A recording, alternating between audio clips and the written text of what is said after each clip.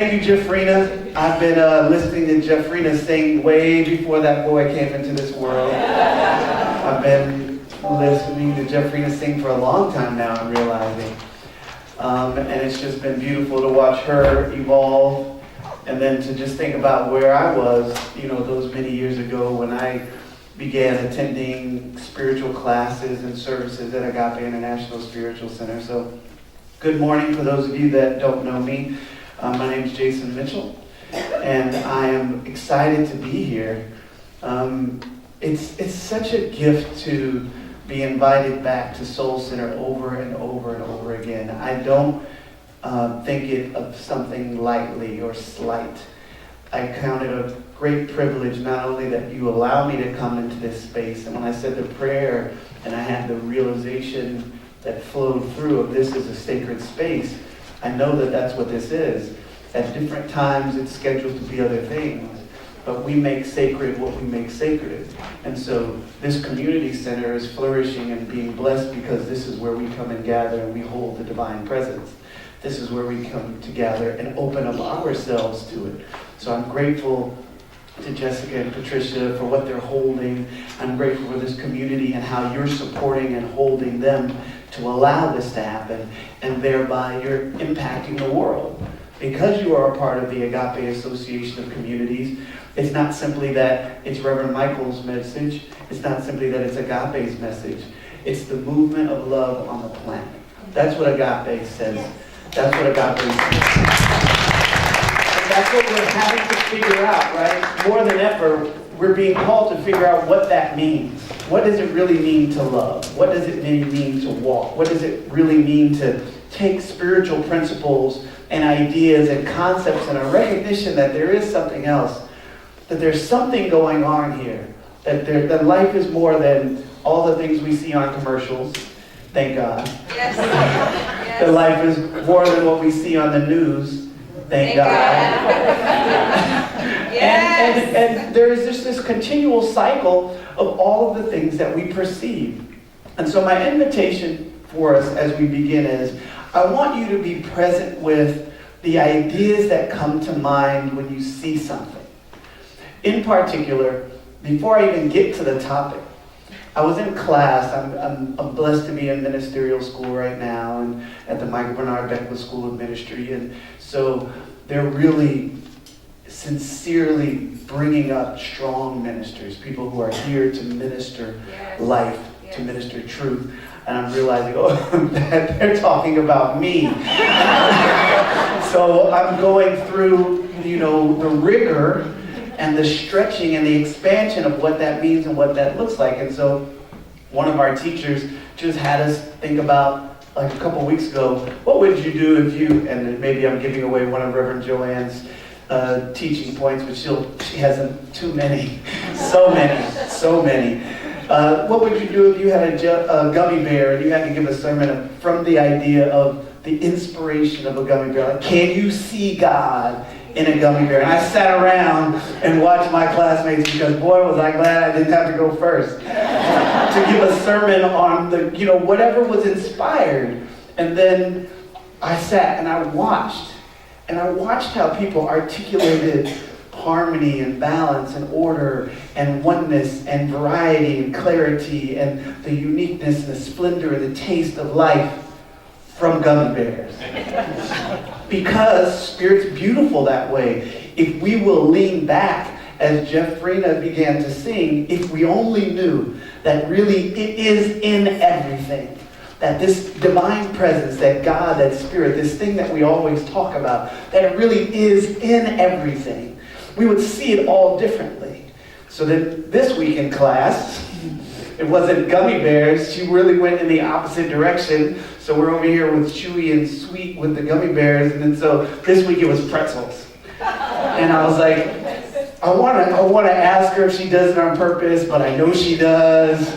So she does, we don't know that this is what's going to happen in some of these times that we're coming together, because there's a curriculum that's going on, but it's an inner curriculum. So it's something that I've heard many of my teachers talk about in terms of life, which is our soul's curriculum. So you have no idea exactly how it's supposed to be.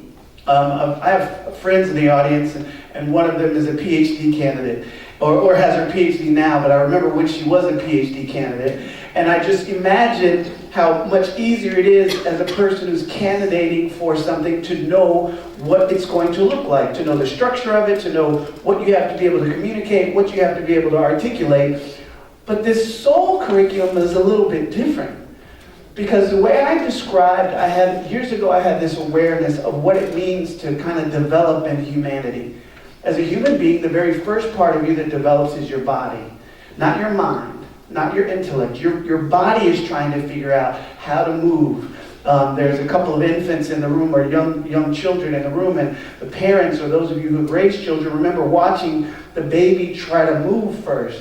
And then you watch the awareness and the thinkingness in the eyes start to wake up and begin to perceive things and touch things, and the curiosity. So then the mind begins to develop.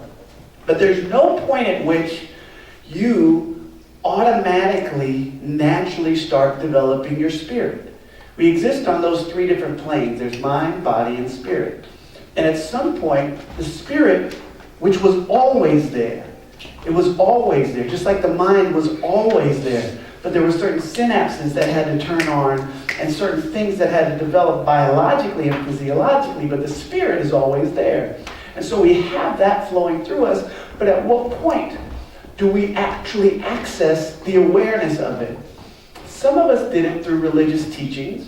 So we had Catholics, and we have Jewish teachings, and we have the Hebrew languages, and that brought forth a very rich, robust, or we're talking about Islam, or we're talking about Buddhism, and they start guiding us and directing us to it. But many of us, that can be just as intellectual as anything else.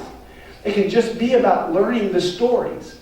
It can just be about learning and agreeing that intellectually there is something that exists that we will call God, or that we will call, there was a person that walked the earth that we call Yeshua, or that we call Jesus, or that there's somebody that walked the earth that we call Allah, or that we call Muhammad who walked the earth. There's all of these intellectual things that we develop, but the spiritual aspect is different. And someone asked me a couple of questions earlier today after we facilitated meditation, and it brought to mind this idea of how you get past the intellect. And so when we were facilitating meditation, I thought about the idea that you remember that you're being breathed. And just for a moment, you just allow yourself to remember that you never in your life have ever beat your own heart. That you've never in your life ever had to make sure you're breathing or make sure you're not. Maybe sometimes you hold your breath because something doesn't smell so good. But generally, you start back up again. Or you don't want to breathe something in because maybe you're around chemicals that you don't want to breathe in deeply. So there are these things that happen, but you've been being breathed, unless there's a physiological challenge, your whole life. Something breathed your first breath for you. And it's been doing that all along, and it will until it ceases. And so I'm aware that we have to take all of this on. And so when we talk about certain concepts, I want you to be with for a moment what comes to mind when you think of death. What feeling tone rides through your body? When you think of life, what feeling tone moves through your body? Jesse, I'm getting a little funny thing going on. I don't know if it's going in or out or not. If you can, just notice it. And so because I can always just shout, I'm loud. So as you're with smile, what feeling tone rides over you? When you're with terrorism, what rides over you physically? Do you notice anything? Yeah. When you think of sex, what rides over you? What do you become aware of? When you think about children, what rides over you? What do you become aware of? For each of us, believe it or not, it's something unique and differently. And if you're here with somebody, maybe afterwards, I would encourage you to go and have a conversation about what came up with some of those things. Because there is no one thing that comes up for all of us. Because we're unique emanations of this divine presence, and we're expressing it it's coming through us in a unique way. If it needed to be the same thing, it would just be the same thing. And I talk about that all the time whenever I think about plants and flowers. Like florists have an amazing job. They get to see all of these different experiences of brand new life that has bloomed into existence. And then in some of the places that they work, they come together and they create these amazing arrangements with flowers that were never created to be together, so to speak. They weren't raised necessarily in the same gardens. They weren't brought together to be this, but because the creator of the bouquet or of the arrangement decided that they were better together than they were apart, thus you have it. It's kind of why in the grocery store they have some arrangements, but they will still have that 12 dozen roses, that dozen roses of red and of orange, and that works too. Because some people do like all the same. And yet, that variety, that splendor is something else. So we start looking at all of that, and then I want you to think about your own birth. For a moment, I was aware this week of this idea of how much we go through no matter where we're born. We think that because someone's born in an ivory tower or with a silver spoon in their mouth, they're better off.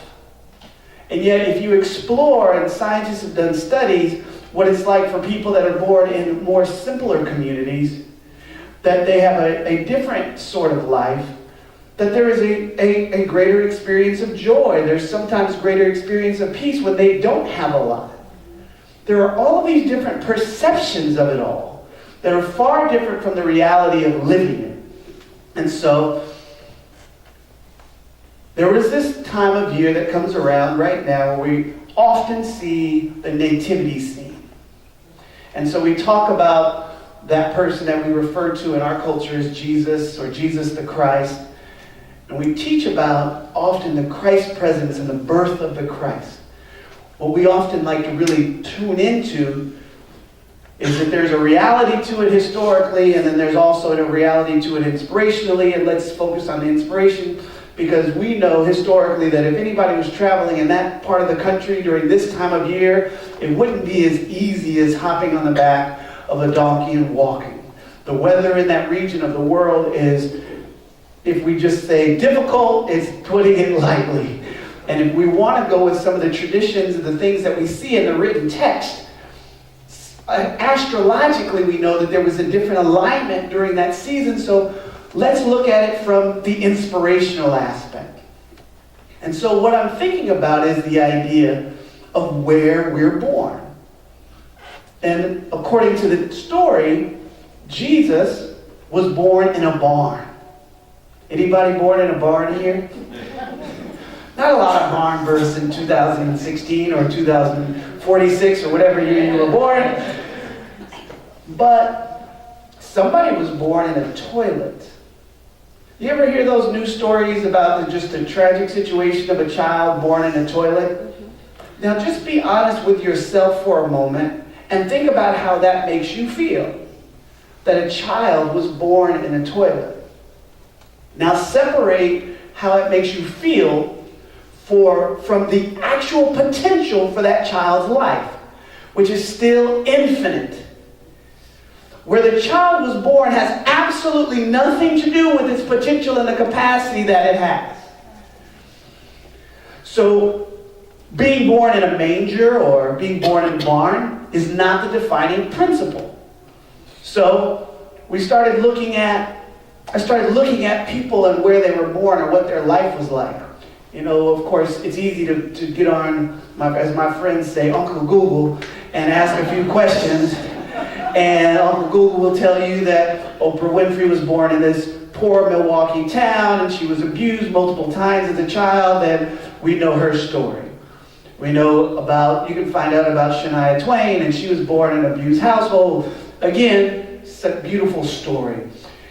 And yet, there are all these ideas that we hold whenever we hear about something not being exactly right.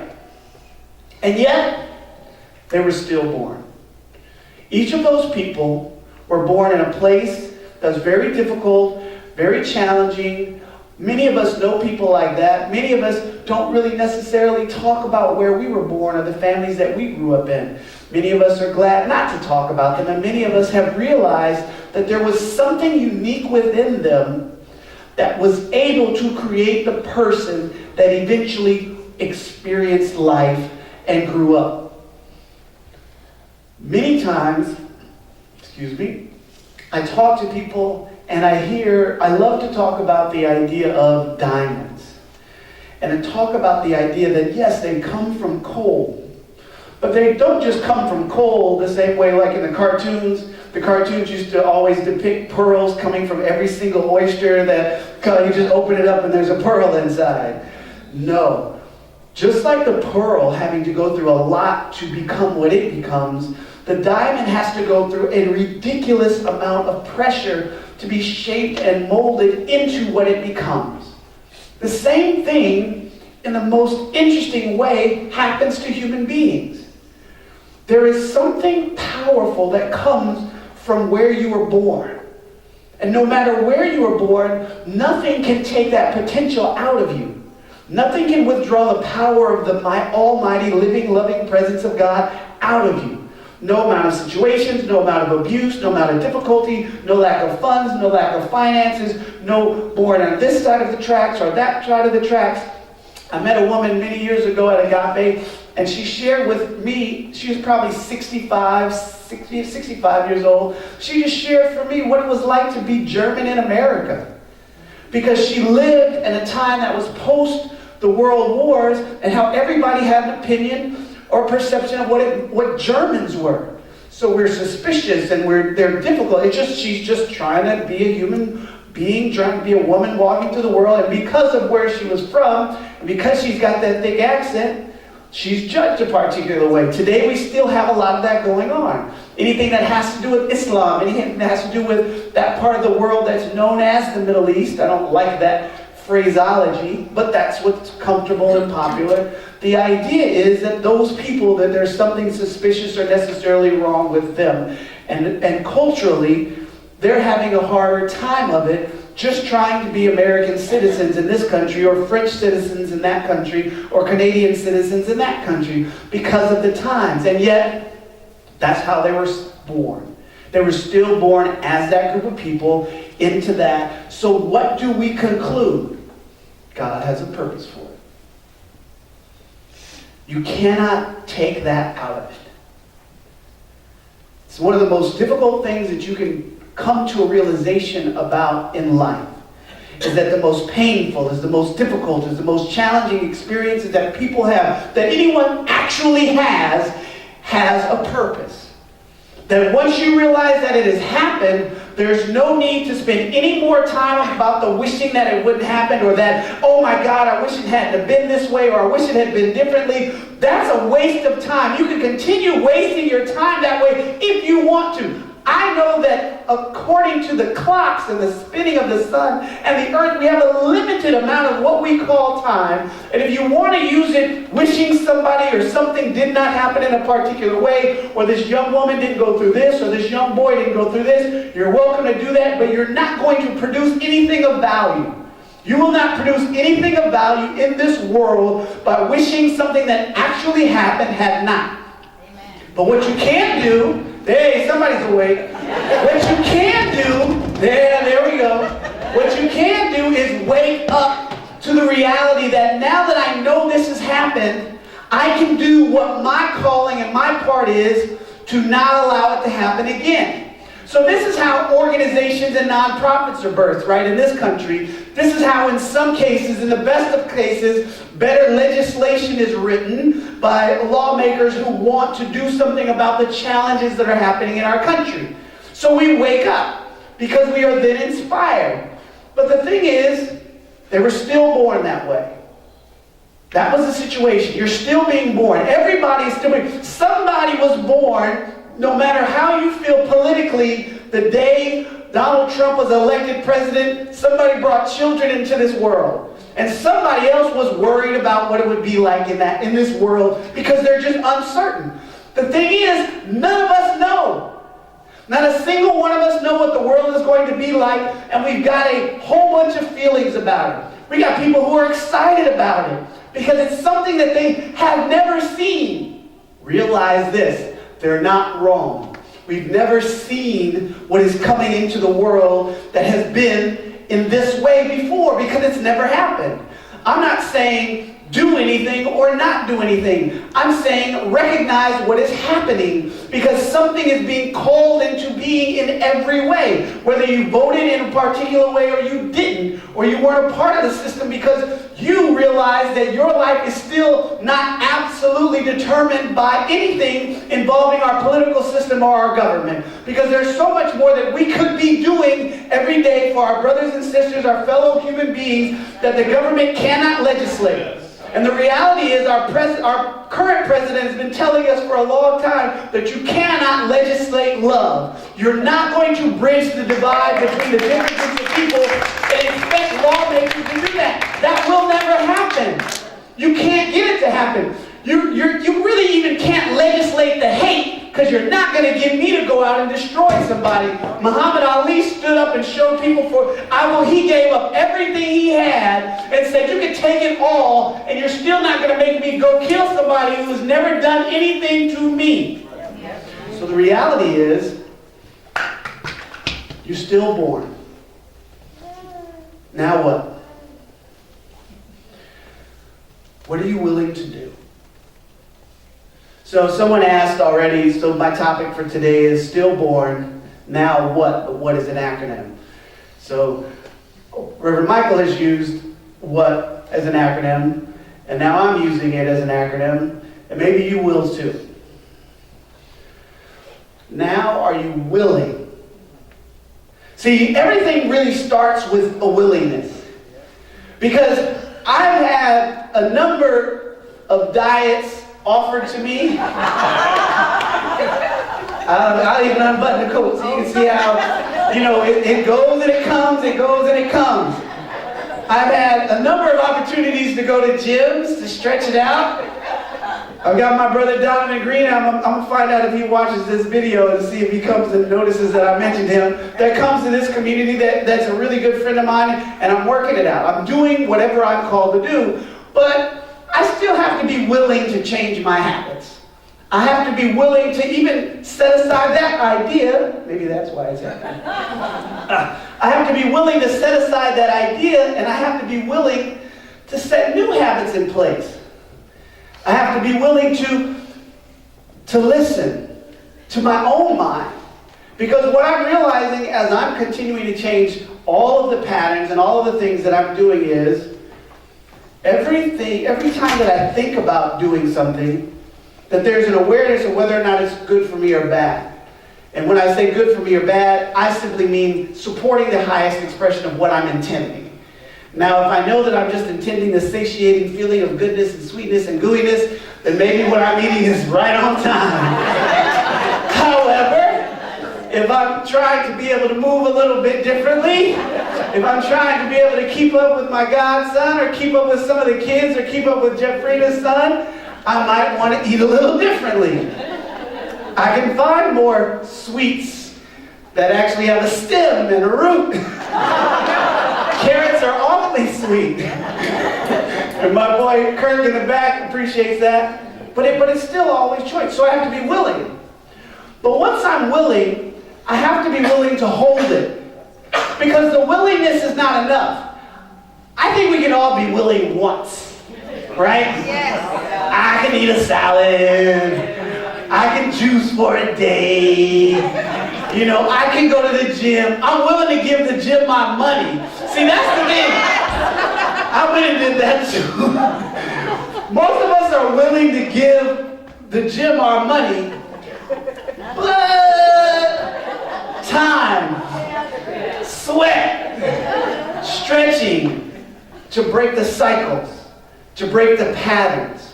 Are we willing to do that? Now that we're willing, are we willing to hold it? Because it has to, it all requires a consistency. It requires us to do it on a regular enough basis so that something can change. And so you go from the willingness, and you're able to hold it. And here's where you get an option. You can either affirm, you have to be willing to hold affirmative truth, or you're willing to hold a truth. That's your what. You have to be willing to affirm a truth, or you have to be willing to hold a truth. Whichever way it works for you, work on both. And so what are we talking about with a truth? Something that has no opposite to it. When we start talking about what's going on in Aleppo, Syria right now, there really is no conversation. The amount of death and the amount of things that are going on there is unconscionable. In our modern society, we have not just allowed a country to openly go through other areas of its countries and kill women, men, children outright. And so the truth is that that's not the world that we want to live in. The truth is that there is something more that we can do. And if we're talking about a situation where we would be willing to say, hey, this is the type of thing that we have to lay our lives out for, or to be realistic, to risk other people's lives for, to stop. Because this is not what the world can continue to have. And so we have to agree that that's what love would do. We have to agree that that's what peace in action looks like. It doesn't necessarily have to be more warring and violence, because what we realize is that the violence that creates a situation cannot be the same violence that solves the situation. You cannot change a problem at the same level at which the problem exists. You must transcend it. You must go through it. You must break through it. So the reality is you must hold something or affirm something bigger than that. And so we have to do it on a regular basis and do work in consciousness, do work in prayer that maybe will shift our legislators, that maybe will do our policy a little differently, that will be, okay, you know what, I do need to make 5 phone calls today to all of these people for the next 30 days because I am going to at least make my voice heard, and then I'm going to go back and do my prayer work, and then I'm going to go back and do my meditation, and then I'm going to figure out where I can make the right donations to the right organization that's doing the work that I can't get to because I'm an engineer, or I'm a director, or I'm a mother, but there's a part of the world that needs my support, and this world that I live in has afforded me the way to be in the world so that I can contribute in a way that's just.